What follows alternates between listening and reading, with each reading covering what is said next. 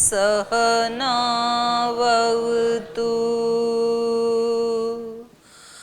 सहनौ भुनक्तु सह वीर्यं करवावहै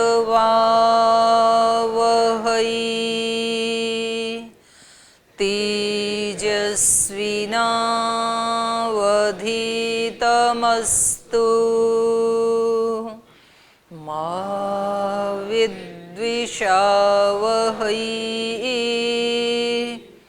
ॐ शान्ति शान्ति शान्तिः।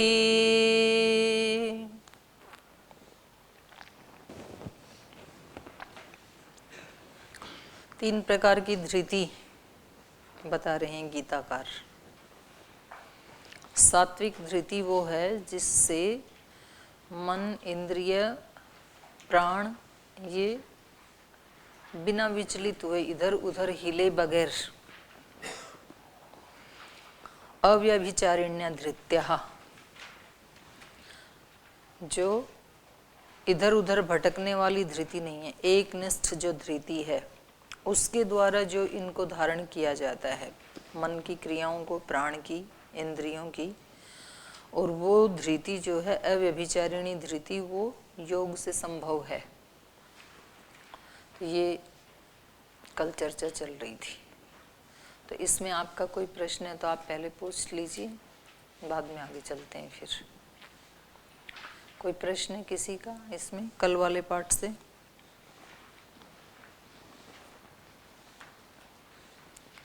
आगे चलूं फिर।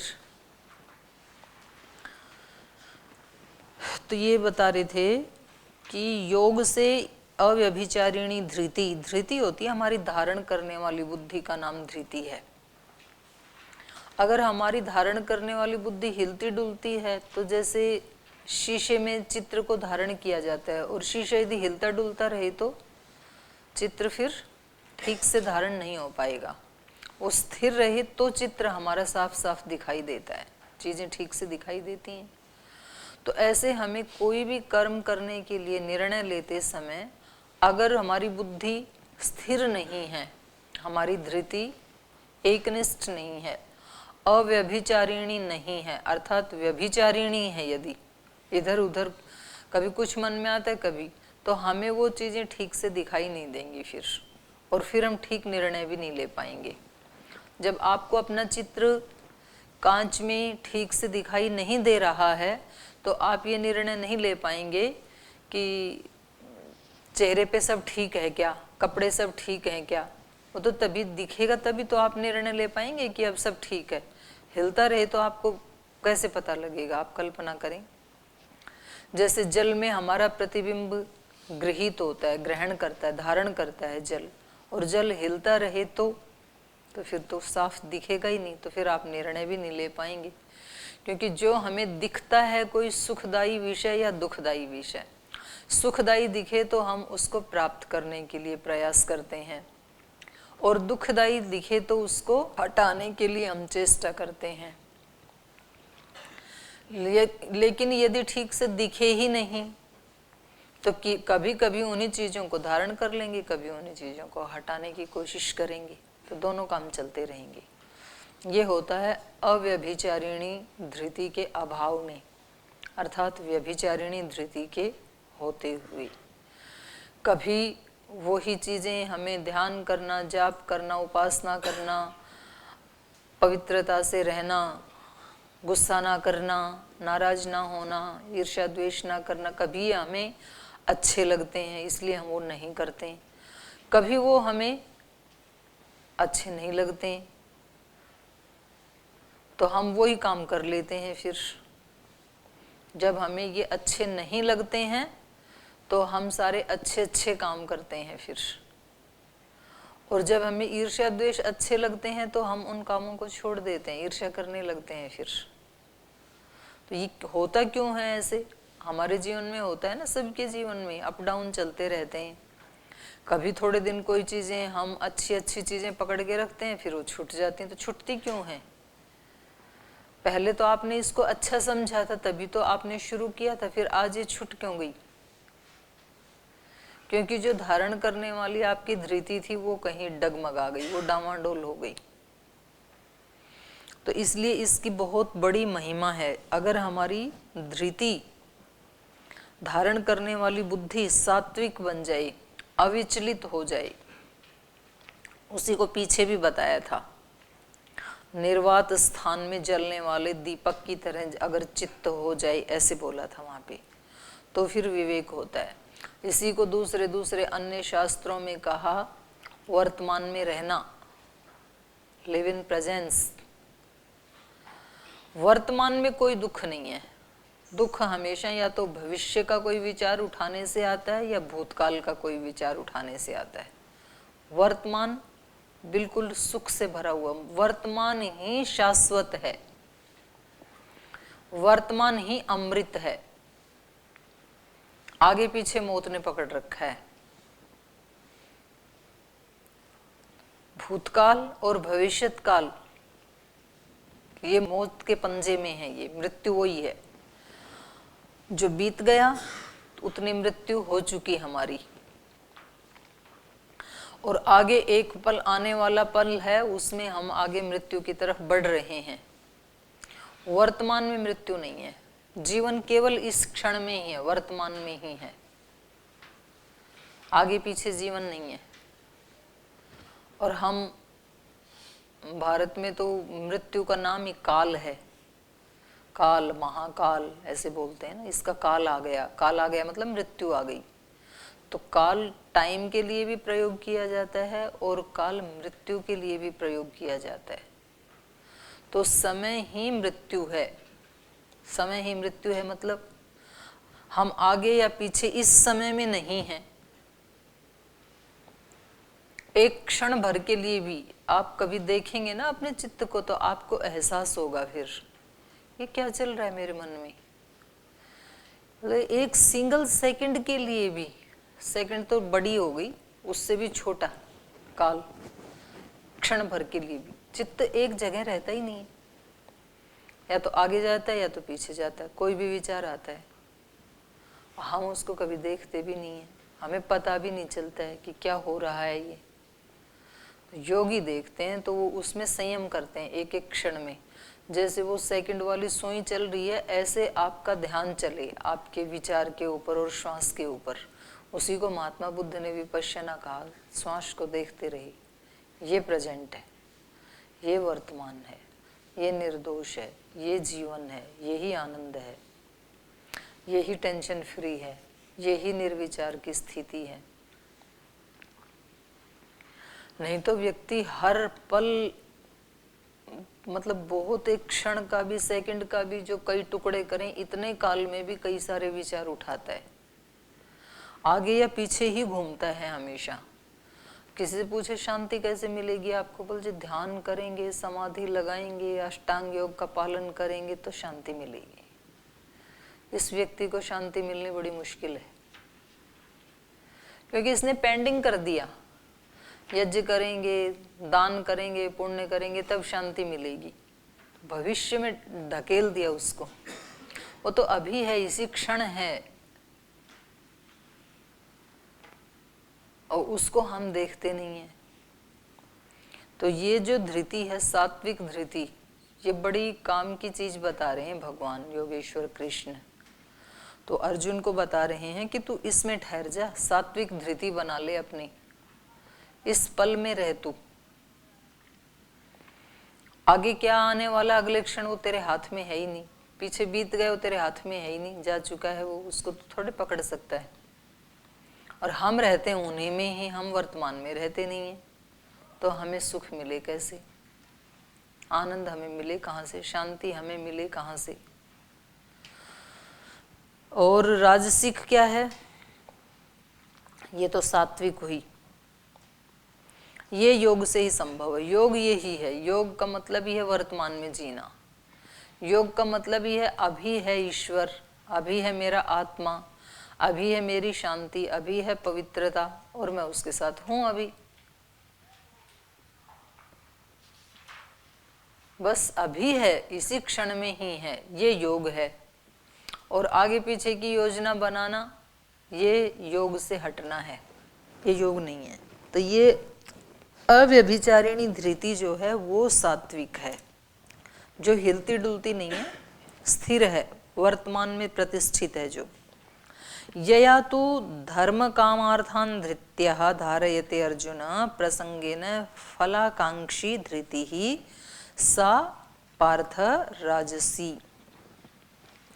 राजसी धृति क्या है? धर्म कामार्थान, धर्म काम और अर्थों को, धर्म अर्थ काम को, है ना, इसका क्रम इन्होंने उल्टा कर दिया। हम बोलते हैं धर्म अर्थ काम, ये कह दिया धर्म काम अर्थ।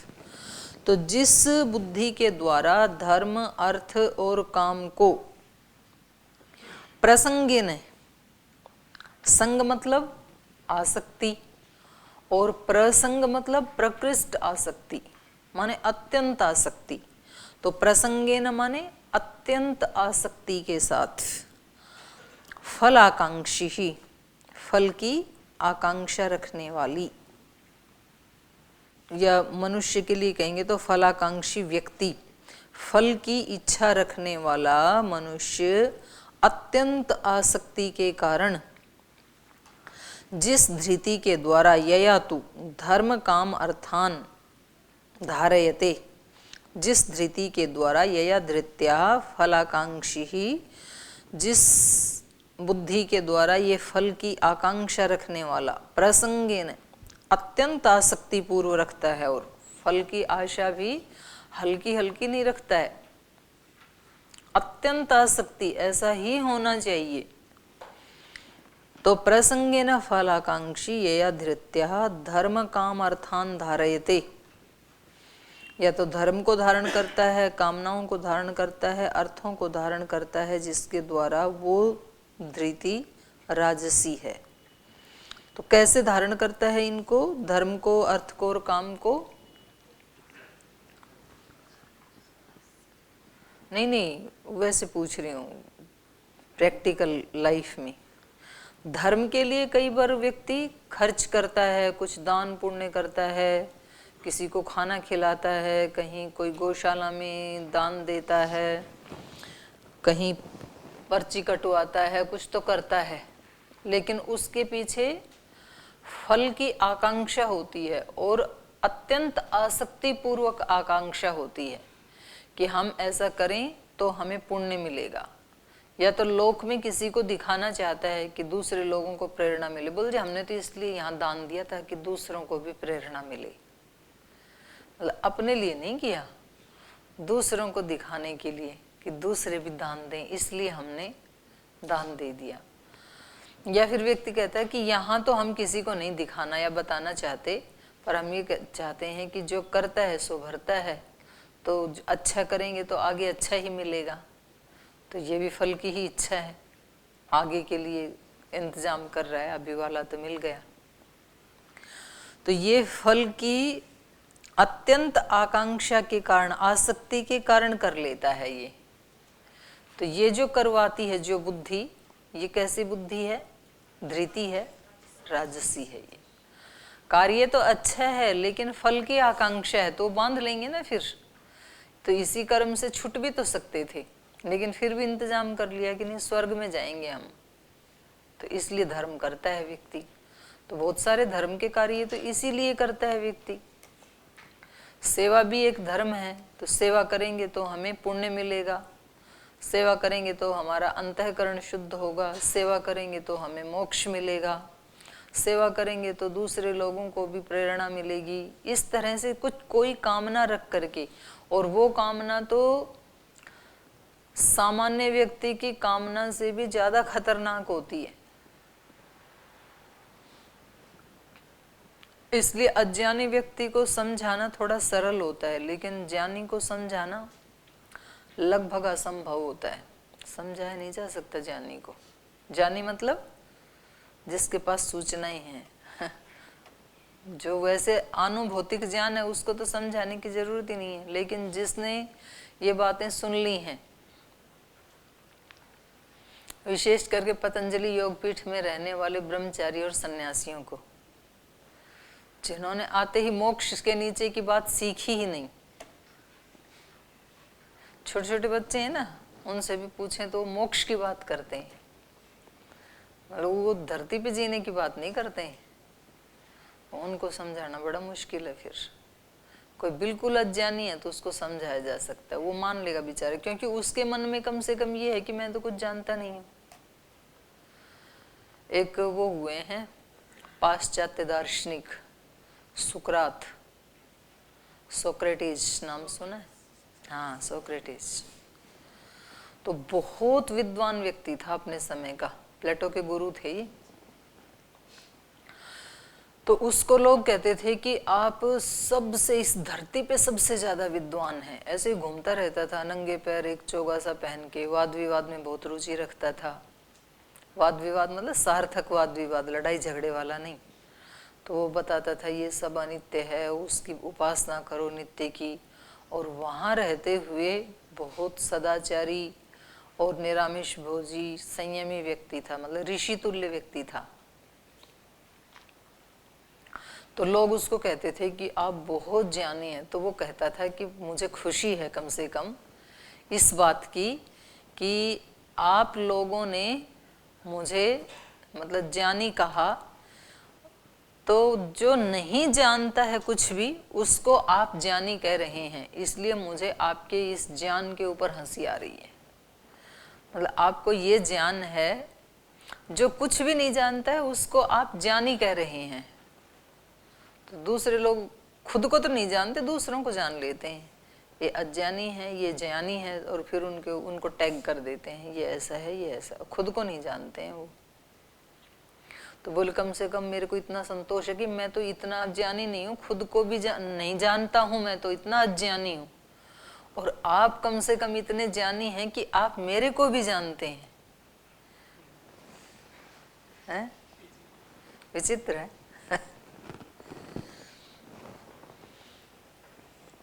तो इसलिए इस प्रकार से जो धर्म के काम कर लेते हैं या कुछ कामनाओं को पूरा करते हैं किसी फल की आकांक्षा को लेकर के, तो अनेक अनेक कामनाएं होती हैं व्यक्तियों की, और अर्थान कुछ प्राप्त करने के लिए, वो कुछ दान पुण्य करेंगे, अनुष्ठान करेंगे, या कुछ उसको प्राप्त करने के लिए पुरुषार्थ करेंगे, तप करेंगे, जो भी करेंगे। लेकिन उसके पीछे वो अच्छा तो है, अब ये निर्णय तो धृति ही करती है कि आप ऐसा करो आपको ऐसा मिलेगा, ये अच्छा तो है, लेकिन क्योंकि फल की आकांक्षा जुड़ी हुई है इसलिए वो पुरुषार्थ तो बहुत किया उसने, लेकिन वो पुरुषार्थ राजसिक कोटि में चला गया। आप कर रहे हो ना आजकल परीक्षाओं के लिए पुरुषार्थ, लेकिन मन में कामना क्या है? पेपर अच्छे जाएं, पास हो जाएं, ये कोई कामना होती है? पास ही होने की कामना कर रखी, फिर क्यों कामना से भी युक्त हो रहे? इससे अच्छा तो मुक्ति हो जाओ फिर। तो कामना ही करनी ही है, जब अपने कर्म को राजसी ही बनाना है तो कम से कम ढंग की तो करो। पास मार्क्स की भी कोई कामना करनी हुई, फिर ये कामना तो करो कि 90 से अबाउ आए नंबर मेरे, 95 से अबाउ आए। तो जब राजसिक कोटि में ही ले जाना है तो ढंग का तो बनाओ। पास मार्क्स तो मिल जाएंगे 40-50 में, तो क्या कामना करनी। और कामना ऐसी भी नहीं होती कि जी छोटी सी करेंगे तो जल्दी हट जाएगी, बड़ी करेंगे तो फिर ज़्यादा हटानी पड़ेगी। कामना तो कामना ही है, और फिर हटानी है तो कर ही क्यों रहे हो? अभी कामना कर रहे हो, फिर पेपर देने के बाद बैठोगे ध्यान में कि कामनाएं हट जाएं हट जाएं हट जाएं, तो बना ही क्यों रहे हो? फिर बनाओ ही मत। और जब बनाएंगे नहीं तो पढ़ाई कैसे होगी? होगी ना, बिना कामना के भी पढ़ाई और ज़्यादा अच्छी होगी। तो जागना है तो ये वेट मत करो कि पेपर होने के बाद जागेंगे, फिर अभी तो कर लेते हैं, क्योंकि कल कभी भी आता नहीं है, हमेशा आज ही आता है। कल तो होता ही नहीं है, आज का ही अस्तित्व है, कल का कोई अस्तित्व नहीं है, ना आने वाले का है ना बीते हुए का है। बीत गया उसका भी अस्तित्व नहीं है, आने वाले कल का भी अस्तित्व नहीं है, वो आज ही होगा। जब भी हमारे सामने कोई काल होता है तो वो कौन सा काल होता है? आज का ही काल होता है, आज ही होता है हमारे सामने, हमेशा उसका ही अस्तित्व है। तो कल हटाने की वो मत बनाओ योजना, आज ही हटा दो। और आज का भी काल हमारे सामने ये वर्तमान काल ही है जिसमें हम बैठे हैं। आज का भी ये ना सोचो कि ठीक है फिर दोपहर खाना खाने के बाद हटा देंगे, और इतनी देर में इससे पहले ही आ गई तो मौत, कोई इंतजार थोड़ी करेगी, या आपके पास कोई मैसेज दे करके थोड़ी आएगी कि मैं आ रही हूँ 2 घंटे के बाद, ऐसे तो आनी नहीं है। तो ये धृति राजसिक धृति है, जिससे धर्म काम अर्थ इनको प्रसंगेन फलाकांक्षी ही, अत्यंत फल की आकांक्षा के कारण इनको जो धारण कर रहा है, हे अर्जुन ये राजसी धृति है, तो ये धारण करने योग्य नहीं है। और तीसरी धृति है यया स्वप्नम भयम शोकम विषादम मदम एवच न विमुंचति दुर्मेधा धृति सा पार्थ तामसी। तो इसमें धारयते शब्द नहीं हुआ, इसमें कुछ धारण धोरण नहीं होता है तामसिकता में। तामसिक जो है बुद्धि वो कुछ धारण कर ही नहीं पाती है। तो ऊपर के दोनों जो श्लोक हैं उनमें धारयते क्रिया आई, धारण करना, तीसरे में नहीं आई। यया जिस धृति से स्वप्नम भयम शोकम विषादम मदम एवच न विमुच्यति, छूटते नहीं है, ऐसी एक हमारी धृति जिससे स्वप्नम, स्वप्न मतलब नींद, नींद पूरी नहीं होती है, जब देखे सो जाते हैं। कुछ तो नाश्ता करके सुबह ही सो जाते हैं, इस गीता की कक्षा में आने से पहले ही सो जाते हैं, उनकी नींद ही पूरी नहीं होती। अभी अभी तो उठे थे थोड़ी सी देर पहले, तो बोलते 4 बजे उठी थी, थोड़ी देर पहले कहाँ उठे, 4 भी थोड़ी देर पहले ही बजे थे। फिर दोपहर में फिर सो जाते हैं खाना खा के, फिर 4 बजे टाइम मिले 4 बजे भी सो जाते हैं, शाम को जब खाना खाया उसके बाद जब टाइम मिले सो जाते हैं। और कुछ तो मेरी कक्षा में ही सो जाते हैं, आंखें बंद करके सो जाते हैं। कुछ यज्ञ में बैठ के भी सो जाते हैं, यज्ञशाला में जाके, तो इनकी नींद पूरी ही नहीं होती है। तो ये कहा यया जिस धृति के द्वारा स्वप्नम, स्वप्न न विमुच्यति, स्वप्न से छूटता नहीं है, मतलब नींद से छूटता नहीं है। और भयम न विमुच्यति, विमुंचति, भय से छूटता नहीं है, हमेशा मन कभी भी निर्भय होता ही नहीं है, कुछ ना कुछ थोड़ा बहुत उसको लगा ही रहता है। उसने देख लिया तो, इसने देख लिया तो, पाप लग गया तो, पुण्य लग गया तो, धर्म नहीं किया तो, दीपक नहीं जलाया तो, आरती नहीं की तो, यज्ञ नहीं किया तो, व्यायाम में नहीं गए तो, क्लास में नहीं गए तो, हमेशा भयभीत, कभी भी निर्भय हृदय क्या होता है उसको कभी फील ही नहीं किया, निर्भयता को। तो ये तामसिक धृति है। यया जिसके द्वारा स्वप्नम न विमुंचति, भयम न विमुंचति, शोकम न विमुंचति, दुख को कभी छूटता ही नहीं है, दुख जब देखे दुखी, मतलब कुछ तो हमेशा ही मुंह लटका के रहते हैं, कोई भी कारण नहीं है फिर भी परेशान है, वो ले आते हैं खींच के जबरदस्ती। अच्छा कभी थोड़ी बहुत देर के लिए खुशी आ भी जाए तो फिर बोल जी मैंने ऐसे सुन रखा है ज्यादा खुश मत होना नहीं तो रोना पड़ेगा। ये किसने बताया क्यों रोना पड़ेगा? तो वो जितनी देर के लिए खुशी आई थी उसको भी एंजॉय नहीं करते हैं, बोल खुश नहीं होना है नहीं तो बाद में रोना पड़ेगा। तो खुशी के टाइम भी उसको अट्रैक्ट कर रहे हैं रोने को। तो जो शोक से कभी भी मुक्त होता ही नहीं है,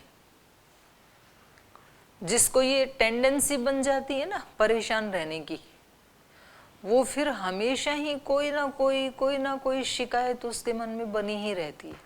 और जिसकी टेंडेंसी बन जाती है हमेशा खुश रहने की या शोक मुक्त रहने की, उसके जीवन में कोई शोक आ भी जाए, कोई दुख आ भी जाए, कोई ऐसी घटना हो भी जाए तो बोल कोई बात नहीं, कौन सा पहली बार मेरे जीवन में आई है, मेरे से पहले भी तो बहुत लोगों के जीवन में आया, आ गया, ठीक है देख लेंगे इसको भी, ये भी पड़ा रहेगा एक कोने में। तो वो उसमें भी मतलब दुख की घड़ी में भी उससे ज्यादा परेशान नहीं होता है। कुछ बिना दुख की घड़ी के कोई दुख नहीं है तो भी मतलब वो हमेशा ऐसे बोझिल रहते हैं कि सारी धरती का भार वही उठा के चल रहे हैं जैसे। बोल जी ये सारे बच्चे खेलते कूदते रहते हैं घर में, अगर हम भी ऐसे खेलते कूदते रहें तो घर चले कैसे?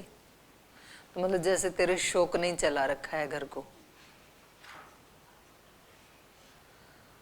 ये रह रहे हैं ऐसे। आप भी रहो खेलते कूदते, काम कर लो, खेलते कूदते ही काम करो, खुश रहते रहते ही काम करो, क्या दिक्कत है? मुंह लटका के कोई ज्यादा काम होता है क्या?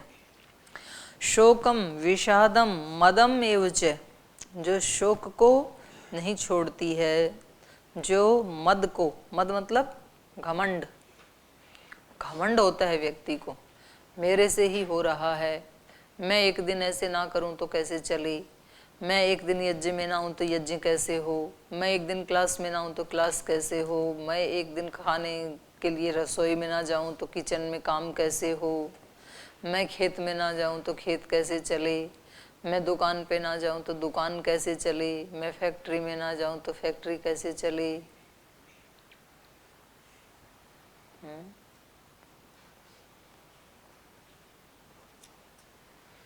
आपको होता है? नहीं होता? अच्छा, तो फिर तो ठीक है, अच्छी बात है। आपको नहीं होता? कभी नहीं होता? पूजा तेरे से ही पूछ रही हूँ, नहीं होता? चलेगी धरती तेरे बिना भी ऐसे ही जैसे अभी चल रही? आपकी तो कमी हो ही जाएगी कम से कम,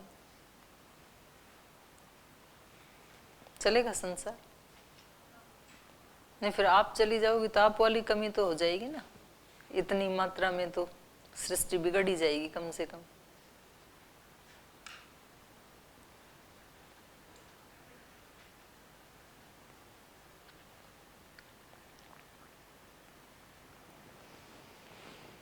आपको लगता है आपके बिना भी चलेगी धरती? हैं? जाते नहीं? ये कह रहा हम जाने वाले ही नहीं है। अच्छा, नहीं तो ड्रेस चेंज करने तो जाओगे तो इतनी देर चलेगी? हाँ नहीं, इतनी देर चल जाएगी? इतनी देर में किसी को गाड़ी से ले जाना पड़े तो कौन ले जाएगा? अच्छा, तो आप तो समझदार हो गए फिर, आप जो है तामसिक धृति से पार हो गए फिर, सारे जने मना कर रहे हो।